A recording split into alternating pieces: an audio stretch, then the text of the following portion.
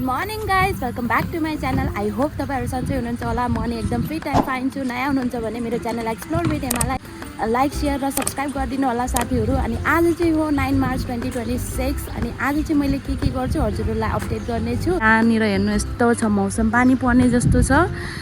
हेर्न सक्नुहुन्छ साथीहरू, पानी पर्ने जस्तै मौसम छ है। हेर्नु त, ओहो कस्तो हुस्सो हुस्सो लागेको छ। राम्ररी देखेकै छैन, टाढाको भ्यूहरू मजाले देखेकै छैन के साथीहरू। त्यही हो साथीहरू, आज चाहिँ मैले के गर्छु हजुरहरूलाई भन्ने छु। अनि आज चाहिँ मेरो घाँटी एकदमै दुखिरहेको छ, कुन्नी के भएको हवस् पनि अर्कै आएको सुन्न सक्नुहुन्छ तपाईँहरूले। त्यही हो साथीहरू। अनि आज चाहिँ मैले के गर्छु हजुरलाई अपडेट गर्नेछु। ल साथीहरू पछि भेटौँ। हेलो गाइस, मेरो लन्च सिरिजमा तपाईँहरूलाई स्वागत छ है। अनि आज चाहिँ हाम्रो लन्चमा के पाक्दैछ तपाईँहरूलाई भन्छु। ल सुरु यहाँबाट गरौँ है। हेर्न सक्नुहुन्छ यति धेरै बेथे साग। यो चाहिँ हाम्रो छिमेकी आन्टीले दिनुभएको, आफ्नै बारीबाट टिप्नु भएको। यस्तो फ्रेस छ नि। मैले चाहिँ आधा धोएर राखिसकेको छु। मलाई चाहिँ बेथीको तरकारी मनै पर्दैन, त्यही भएर यसको चाहिँ चटनी एकदमै मिठो हुन्छ भन्नुभएको थियो आन्टीले। म चाहिँ आज चटनी ट्राई गरेर हेर्छु है कस्तो हुन्छ। म चटनी बनाउनवाला छु, तपाईँहरूसँग त्यो रेसिपी पनि सेयर गर्छु चटनीको। हेर्नु होला साथीहरू, म नि फर्स्ट टाइम ट्राई गर्न गइरहेको छु।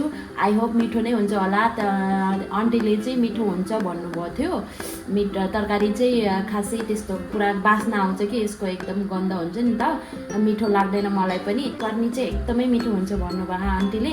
म चाहिँ त्यो ट्राई गर्छु ल साथीहरू। ल म रेसिपी हजुरहरूसँग पनि सेयर गर्छु। यहाँ धोएर राखिसकेको छु। यसलाई चाहिँ अलिअलि बोइल गर्नुपर्छ। ल साथीहरू, मैले यहाँ प्याज पनि काटिसकेको छु चटनीमा हाल्नको लागि। अनि यहाँ आलु बोइल गरेर पनि ल्याइसकेको छु। यस्तो ओभर नै कुक भएछ है हाम्रो आलु चाहिँ, तर ठिक छ। मैले चाहिँ यसलाई चाहिँ खोकेर यहाँ एउटा चाहिँ खोकेर राखिसकेको छु। अनि यहाँ चाहिँ हाम्रो बेथे साग बोइल भइरहेको छ। हेर्न सक्नुहुन्छ एकदम डिलिसियस म चाहिँ बनाउँछु अनि हजुरहरूलाई भन्छु। तपाईँहरूले पनि ट्राई गर्न सक्नुहुन्छ। यो रेसिपी कस्तो हुन्छ ट्राई गर्नु होला है साथीहरू। यहाँनिर चाहिँ पुरै यहाँ आलु मैले गरेको थिएँ, आलु उसिने थिएँ, त्यसको हेर्नु न बाहिर निस्केको छ। यो चाहिँ सफा गर्छु म। यहाँनिर चाहिँ मैले आलु पनि काटेर सानो पिस बनाइसकेको छु। हेर्न सक्नुहुन्छ। आएपछि म यहाँ हाल्छु यो उसिनेको, यो बोइल गरेको बेथीको साग। अनि त्यसपछि यसमा हाल्छु यो प्याजहरू। हेर्न सक्नुहुन्छ, प्याज पनि हाल्छु। सबैलाई मजाले मोल्ने हो। अनि यसमा चाहिँ मैले अरू के हाल्छु म फेरि अपडेट दिनेछु ल साथीहरू। ल हेर्न सक्नुहुन्छ यस्तो राम्रो देखिरहेको छ कलर। वाउ। ल साथीहरू हेर्न सक्नुहुन्छ, मैले चाहिँ यहाँ यो बेथीको साग हेर्न सक्नुहुन्छ यसलाई हालिसकेको छु। यहाँ तल आलु छ, आलु अनि प्याज तीनटा आइटम हालिसकेको छु। अनि यहाँनिर चाहिँ मैले लिइसकेको छु। यहाँनिर तपाईँले तिल पनि लिन सक्नुहुन्छ। मैले चाहिँ यहाँ भाङको फल लिएको छु। तिल चाहिँ छैन अहिलेलाई फिलहाल, त्यही भएर चाहिँ मैले यो भाङको फल जे अभाइलेबल छ त्यही हाल्नु होला साथीहरू। तपाईँले जे हाल्दा नि हुन्छ है, तिल र भाङमा दुईवटा एउटा हाल्नु होला। अब म खोर्सानी हाल्छु। हेर्न सक्नुहुन्छ खोर्सानी कतिको पिरो खानुहुन्छ तपाईँहरूले हाल्नु होला। मैले चाहिँ दुईवटा लिएको छु। अनि त्यसपछि नुन हाल्नु होला, तपाईँको स्वाद अनुसारको नुन हाल्नु होला। अनि त्यसपछि म यहाँ धनियाँ पनि हाल्छु।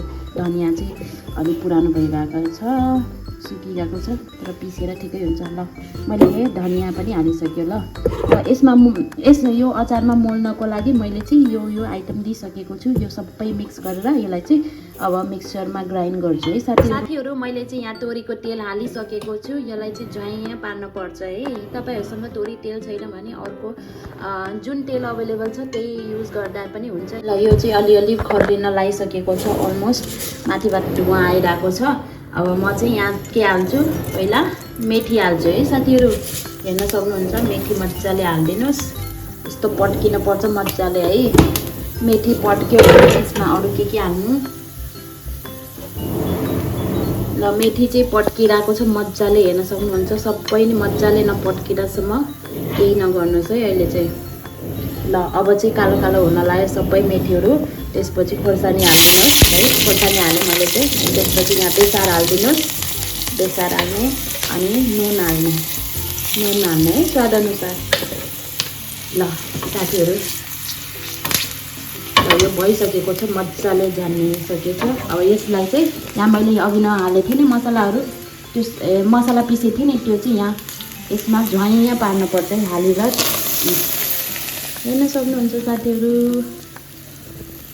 यसलाई चाहिँ मजाले मोल्नुपर्छ है साथीहरू, मजाले मोल्नुपर्छ। कस्तो हुन्छ म तपाईँहरूलाई अहिले पछि टेस्ट गरेर भन्छु। म मोलेर हजुरलाई देखाउँछु है साथीहरू। हेर्न सक्नुहुन्छ साथीहरू, यस्तो डिलिसियस चटनी रेडी भइसकेको छ है बेथे सागको। हेर्न सक्नुहुन्छ यस्तो दामी। अब चाहिँ लास्ट त सबै भइसकेको छ। म चाहिँ कागती हाल्न लाग्छु है। हेर्न सक्नुहुन्छ मैले चाहिँ हातले मोलेको मजाले मोलिन्छ है साथीहरू। म चाहिँ कागती हालेर यसको लास्ट फिनिसिङ गरेँ है साथीहरू। वाउ, यस्तो दामी, वाउ, यस्तो टेम्पटिङ देखिरहेको छ नि होइन साथीहरू। ल साथीहरू, अहिले खाना खान्छु अनि त्यसपछि तपाईँलाई टेस्ट गरेर भन्छु है साथीहरू। ल बाई। ल साथीहरू, मेरो लन्च हेर्न सक्नुहुन्छ, दाल छ, भात छ अनि चटनी। हेर्न सक्नुहुन्छ चटनी पनि मैले तरकारी जस्तै खान्छु है, यति धेरै। आज चाहिँ तरकारी छैन, तरकारीको ठाउँमा चटनी चाहिँ मजाले खाइन्छ है। ल साथीहरू, म चाहिँ खान्छु अनि हजुरहरूलाई टेस्ट गरेर भन्छु है साथीहरू। ल अब चाहिँ म खान्छु।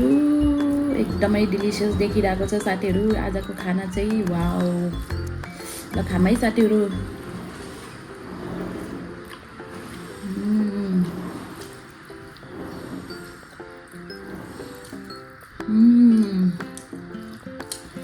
दामी, कस्तो मिठो भएको साथीहरू चटनी।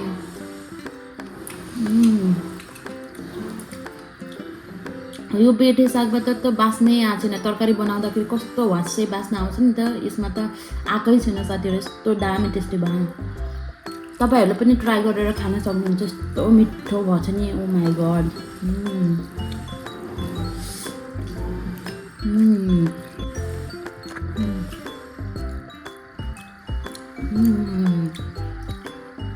वाओ वाओ हेमा, क्या बनाया है तूने तो, वाओ। आफ्नै तारिफ आफैले गर्ने हो साथीहरू, अब के हो मेरो। कस्तो मिठो भएछ कि, त्यो बास्नै आएको छैन यो बेठेमा त।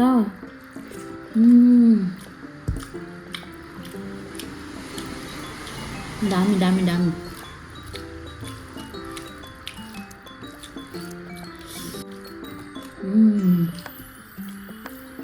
By by.